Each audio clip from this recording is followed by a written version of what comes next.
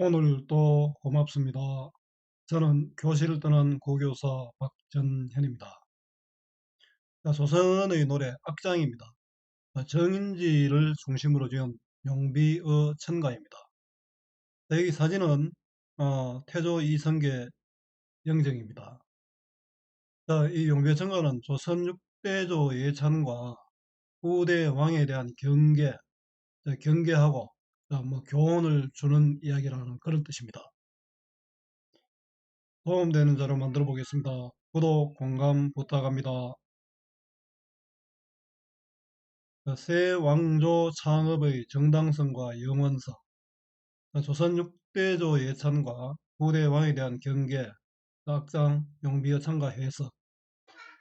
좋은 약은 입에 쓰지만 몸에 좋고, 좋은 이야기는 귀에 거슬리지만 행동에 좋다는 말이 떠오릅니다. 어떤 대상을 무조건 찬양하는 것을 용비어 창가를 부른다고도 합니다. 요즘도 이런 모습들 들어 보이죠.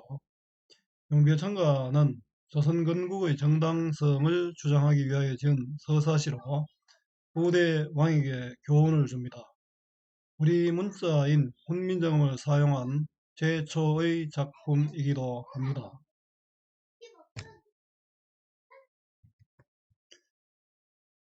자, 국어는 외우는 것이 아니라 원리를 이해하는 것입니다. 따라서 본문 중심의 공부가 필요합니다. 요약지 보고 문제만 푸는 공부는 실패합니다. 100편 문제 푸는 것보다 10편 본문 정확하게 공부해야 합니다. 국어는 정답을 찾는 것이 아니라 주어진 상황에서 알맞은 답을 찾는 것 꼭 기억하세요. 이해의 배경입니다. 세종 27년 한글 장제 직후에 편찬된 시가작품으로 흔히 악장으로 분류됩니다. 세종의 명을 받은 정인지, 권제 등의 신하가 지었습니다. 조선 건국의 정당성을 전명하면서 왕조의 영원무궁한 발전을 기원하는 전체 125장의 서사적인 시가작품으로, 서사적 줄거리가 있다는 거죠. 개국송, 나라를 연 것을 축하하는 내용, 사적 예찬, 역사적 자치들을 칭찬하고, 개왕훈, 후대 왕에 대한 교훈을 주는 내용으로 구성되어 있습니다. 특히 제2장은 뿌리 깊은 나무는 이 부분입니다. 다른 장들과 달리 순 우리말을 사용하고 있으며 문학적 상징과 비유의 방식도 탁월합니다. 1장과 125장을 제외하면 2절 4구의 형식으로 되어 있고 1장과 125장은 좀 다르고요. 전절은 중국 왕의 고사, 또 후절은 6대조의 사적을 찬양하였습니다. 6대조는 목조, 익조, 도조, 환조, 태조, 태종. 태종의 위에 6대조를 뜻합니다. 사적을 찬양했습니다. 이는 예성현들의 업적이 조선의 시조들의 업적과 유사함을 밝혀 조선왕조 건국의 정당성을 천명하기 위한 것입니다. 110장에서 124장은 6대조에 대한 찬양, 125장은 3절 6구의 형식으로 부군에 대해 송축하면서 하나라 태광한 고사를 인용하여 후대 왕들에 대한 경계의 내용을 담았습니다. 자, 한눈에 보기입니다. 용비어 천가의 의미입니다. 용이 하늘로 날아가는 노래라는 뜻이죠. 조선이 용처럼 하늘로 날아오른다 이런 의미일 겁니다.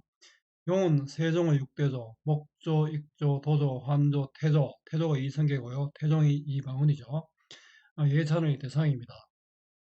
중국 성인과 비교하여 예찬했습니다. 자, 읽는 것은 일단 생략하겠습니다. 생략하고요. 뒷부분에 제가 우리말로 번역해 놓은 게 있는데 그 부분은 한번 읽어 보겠습니다. 현대 부류입니다. 1장입니다.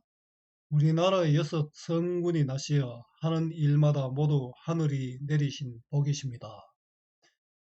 자, 중국 고대 성군들이 하신 일과 일치합니다. 중국 성군들과 똑같다. 우리 조선은 좋은 나라다. 이런 이야기죠. 제2장입니다. 뿌리 깊은 나무는 바람에 흔들리지 않으므로 꽃이 좋게 피고 열매가 많습니다. 재미 깊은 물은 가뭄에도 끊어지지 않으므로 냇물이 바다로 흘러갑니다. 이게 뭐 가장 많이 우리가 알고 있는 용비어천가 한 부분입니다. 4장입니다. 주나라 태왕 고공단보가 북쪽 오랑캐 사이에 갔어서 살 때 북쪽 오랑캐가 침범함으로 기산 밑으로 옮기신 것도 하늘 뜻입니다. 자, 요거하고 똑같이 우리나라 세종의 선조들 이야기입니다. 익조가 목조 익조 목조 익조 태종의 증조 할아버지쯤 됩니까? 익조가 여진족 사이에 가셔서 살 때 여진족들이 침범함으로 덕운으로 옮기신 것도 하늘의 뜻입니다. 먹지로 좀 끌어다 보신 것 같죠? 7장입니다. 붉은 새가 그를 물고 와서 주나라 문왕의 침실 문 앞에 앉으니 무왕이 혁명을 일으키려 하는데 있어 하늘이 내리신 복을 보이신 것입니다. 이거하고 똑같은 게 이성계의 조상에게도 있다. 예, 세종의 조상에게도 있다. 뱀이 까치를 물어 큰 나뭇가에 의지에 얹으니 이것은 태조가 장차 임금이 되려 하는 데 있어 경사스러운 징조가 먼저 나타난 것입니다. 대부분 용비어천가 이래 전절은 중국의 고사, 고절은 세종의 6대조의 고사로 이루어져 있습니다. 48장입니다. 금태조가 골목으로 말을 지나시게 하시어 높은 언덕으로 뛰어 넘어가니 뒤쫓던 도적이 다 포기하고 돌아가니 반길 높이의 언덕을 다른 사람이 지나갈 수 있겠습니까? 아무나 못 지나간다는 거죠. 이 태조가 석벽에 말을 올라가게 하시어 도둑을 다 잡으시니 몇 번 뛰어오르게 한들 다른 사람이 그 절벽을 오를 수가 있겠습니까? 없다는 거죠. 자, 110장입니다. 네 분 조상이 편안히 못 계시어 몇 곳을 옮겨 다니셨고 몇 한 집에 사신 것입니까? 구중궁궐에 들어가시어 태평성대를 누리실 때 이 뜻을 잊지 마십시오. 이건 후대 왕에 대한 어떤 경계죠. 125장입니다. 천년 전에 미리 정하신 한양의 인덕을 사 개국하시어 왕조의 운이 끝이 없습니다. 비록 성자 신손이 대를 이으셔도 하늘을 공경하고 백성 다스리기를 부지런히 하세야 왕조의 기반이 굳으실 것입니다. 후대 양들아, 너 부지런히 해라. 이런 뜻이죠. 후대 임금들이여 아십시오. 하나라 태광왕이 낙수의 사냥을 가했으면서 할아버지를 믿었던 것입니까? 그러면 안 된다는 거죠. 자, 감상하기입니다. 1장입니다. 해동용이 나라세야, 이거 보면 해동은 우리나라고요. 우리나라를 청구라고도 합니다. 우리 뭐 시조집중은 청구영원이 있죠. 우리나라의 노래라는 뜻입니다. 육룡은 세종의 6대조고요. 나라샤는 해동 육룡이 6대조가 나시어 일마다 천복이시니 하는 일마다 하늘이 내리는 복을 주셨다. 이거는 이제 주체 높임법이 사용되었다 시가 있죠. 용배천가는 또 문법 문제로 언어와 매체 문제로도 나올 수 있습니다. 주체 높임법이 사용되었고요. 보성이 동부하시니 보성은 중국의 성군입니다. 요거는 비교 부사격입니다. 보성과 동부하시니는 똑같다. 우리나라 6대조가 복을 받은 것은 중국의 고성들과 다르지 않다. 똑같다는 거죠. 요 보면은 형식의 파격인데요. 2절 사구의 형식이 보통인데 전절은 중국 고사고 9절은 육조의 고사인데 요거는 그런 형식을 파괴했다는 그런 뜻입니다. 자, 한 따라 나오는 건 그냥 넘어가겠습니다. 안 봐도 됩니다. 자, 요거는 조선 건국의 정당성이 드러납니다. 자, 2장입니다. 뿌리 깊은 나무간 바람에 아니 밀세. 자, 뿌리 깊은 나무는 바람에 아니 흔들릴세. 기초가 튼튼한 나라죠. 그 아니 흔들림으로 시련 고난을 이기겠죠. 꽃 좋고 여름 하나니 꽃이 좋고 여름은 열매입니다. 열매가 많다. 재미 깊은 물은 가말에 아니 그칠세. 자, 유서 깊은 나라죠. 뱀이 깊은 물은 가뭄에 그치지 않을세. 내 이르 바다 아래 가나니. 자, 내 강이 되어서 바다에 가는다. 자, 보면 앞에 보면 대꾸가 되고요. 비유법도 쓰이고 순 우리말을 사용하고 있습니다. 요 2장이 그렇습니다. 2장이 완전히 순 우리말을 사용한 그런 작품입니다. 자, 한자로 된 거는 한시는 넘어가고요. 자, 2장은 조선왕조의 번성과 발전 기원입니다. 4장입니다. 적인서리에 가서 적인이 갈려연을 적인은 주나라 고공담보라는 분이 주나라를 세운 분입니다. 오랑캐물입니다. 북쪽 오랑캐 사이에 가시어 적인이 갈레온을 침범하거늘 적인이 침범했는데 어디로 옮겼다. 기산의 올마샴도 하늘 뜻이시니 기산의 옮기심도 하늘의 뜻이시다. 중국어의 고사가 나오죠. 그 다음에 육조의 고사가 나오겠죠. 야인설에 가서 야인이 갈레온을 야인은 익조가 여진족 무리에 갔을 때 여진족 무리들이 침범하니까 덕원 올마샴도 하늘 뜻이니 중국 왕과 우리 왕이 똑같다. 그걸 우리는 어, 나를 세운 게 당연하다. 이런 뜻이죠. 한시를 선언하는데 참고만 하시고요. 자, 익조에게 내린 천명이고요. 7장입니다. 붉은새 글을 물어 침실잎에 앉아니 요거는 백성을 다스릴 때 붉은새가 글을 물어와서 침실잎에 앉았다. 이 글은 어떤 내용이냐면 백성을 다스릴 때 새겨둘 내용의 글을 물고 와서 침실 주 무왕의 아버지 문왕의 침실 지겐문에 자 침실 잎에 문에 침실 문에 앉으니 성자행명의 제호를 배자바니 성자행명 주문왕의 행명에 제호는 하늘이 주는 복입니다. 하늘이 주는 복을 배인 것이니 자, 배암이 까치를 물어 증개까지 연자니 뱀이가 까치를 물어 이건 도조가 화살로 새를 쏘았는데 그 뱀이 물고 와서 증개까지 뱀이 먹지 않고 큰 나무까지 얹었다. 성손장흥의 가상이 문제시니 성손장흥은 성손 태조가 일어남에 아름다움 진조가 먼저더라. 자, 주무왕의 고사와 자, 익조입니까? 익조의 고사를 연결시키고 있습니다. 자, 이렇게 해서 하는 얘기는 태조가 임금이 될 상스러운 징조입니다. 자, 제48장입니다. 구렁의 말을 지내서 도자기 다 돌아가니 자, 금나라 태조가 구렁에서 구렁에는 이름 구렁이죠. 말을 달리어 그러니까 도자기 다 돌아갔다. 많은 길 높인들 연기 디나리가 연기는 다른 사람입니다. 많은 길 높인지 연기 지날 수 없다. 누구도 건널 수 없다. 서리적 표현이죠.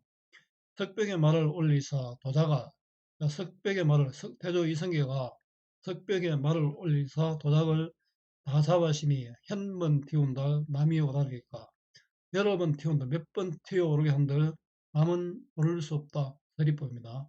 자, 금태조와 이태조의 이야기를 대꾸적으로 보여주고 있죠.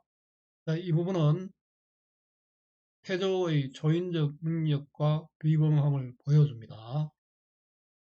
자, 110장입니다. 사조의 변환이 목결사. 사조는 네 분 조상입니다. 목조, 익조, 도조, 한조, 다음에 태조잖아요. 이분들은 뭐 어디 정착하지는 못하고 그랬죠. 변환이 목결사. 현고단을 옮으시나. 현은 몇 곳을 옮아 가시느냐. 그 몇 간 집이 살아시리 있고 많은 것을 옮기며 좁은 집에 살았다. 힘들게 살았다는 거죠. 이걸 알아라는 거다. 부중에 들으셔 태평을 누리실. 부중은 궁궐에 들으시어 태평을 누리실제. 이 뜻은 사조가 고생한 것이죠. 사조가 고생해서 잊지 말아소서. 자, 중국 고사는 없죠. 그 10장은. 자, 이거는 후왕에 대한 번개죠. 자, 한시는 그냥 참고만 하고요. 후왕에 대한 경계, 왕조 창업의 어려움을 드러내고 있습니다. 이걸 잊지 말고 너도 나를 열심히 다스려라. 자, 마지막 125장입니다. 천세의 미리 정하신 한수북에, 천년 전에 미리 정하신 한강 북쪽에, 지금 서울이 바로 한강 북쪽이잖아요. 경복궁 위치를 생각해 보면 되겠습니다. 누인계곡 하시자 복년이 갓 없으시니 누인계곡, 어짐을 쌓아서, 요 사을 누자고 어짐을 쌓아서 나를 여시어, 복년은 하늘이 점지해준 운수가 끝이 없으니, 성신이 니자셔도 끝이 없고 성신 훌륭한 후대 임금입니다. 이으셔도 경천근민 하셔야 더욱 굳으시리이다. 경천근민, 하늘을 공경하고 백성을 위해 애써야 더욱 할 것입니다. 요즘 대통령이 이래 하는지 모르겠습니다. 자, 후왕이 지켜야 할 것이 바로 경천근민입니다. 닌금아 알아셔서, 닌금아, 후세 왕들이죠. 닌금들아 알아셔서 낙수의 산행가 있어 하나빌 믿으니까. 이거는 낙수의 산행 가서도 하나비 하나라 운항인데, 낙수의 산행 가서 놀다가 나라가 어려워졌겠죠. 할아버지를 믿으신 것입니까? 낙수의 산행가 있어도 할아버지를 믿으신 것입니까? 이건 타산지석의 교훈입니다. 임금이 부지런하지 않으면 어려움에 빠진다, 이런 뜻이겠죠. 하나라 태강왕이 올바른 정치를 하지 않고 사장을 간 사이 축출된 사건을 가지고 왔습니다. 너희들도 게으르면 안 된다, 이런 뜻이죠. 자, 이거는 형식이 파격되죠. 후절에 중국고사를 인용하고 있잖아요. 보통 이제 중국고사가 앞에 나오고 우리는 뒤에 나오는데, 그렇죠. 자, 요 마지막 부분은 또 서리적 표현으로 강조하고 있네요. 공항에 대한 경계, 자, 경천근민해라. 자, 정리해 보겠습니다. 갈래는 악장이고요. 영웅서사시입니다. 송축과 축하드리는 노래란 이런 이야기죠. 성격은 서사적, 줄거리가 있고 송축적이고 예찬적이고 설득적이고 또 교훈적입니다. 후대왕이 된 걸 설득하고 교훈을 주잖아요. 제왕조 창업의 정당성과 영원성이고요. 조선왕조 건국의 정당성과 임금에 대한 권계가 가르침을 주는 내용이다, 이런 뜻입니다. 가르친다. 너희들 똑바로 해라. 조선 건국의 6대조에 대한 찬양과 후대 왕들에 대한 권계입니다. 조선 개국의 정당성과 왕조의 번영, 송축 및 후대에 대한 권계가 됩니다. 특징입니다. 훈민정음으로 된 최초의 작품이고요. 우리나라 최초의 장편 영웅 서사시입니다. 창작 동기는 조선 건국의 정당성과 후대 왕에 대한 권계가 됩니다. 서사본사 결사의 구조로 작품의 창작 동기가 유일하게 연결됩니다. 서사는 축하하고요. 본사는 정당성을 주장하죠. 결사는 후대 왕에 대한 권계입니다. 2절 4부, 전절은 중국 영웅의 고사고 후절은 육조의 행적입니다. 물론 몇 군데 파격이 일어나는 곳이 있었습니다. 훈민정음 28자 외에 여린 히읗이 사용되었고, 마침에 티귿, 피읍, 지읒, 치읓, 또 반치음과 사이소리, 기역, 디귿, 비읍, 여린 히읗, 반치음, 여린 히읗인데 히읗은요, 반치음, 시옷도 사용되었습니다. 자, 활동하기는 문제은행 활용하시면 됩니다. 자, 수고 많았습니다. 제가 살아있는 한 좋은 자료로 보답하겠습니다. 어디서나 검색은 박전현입니다.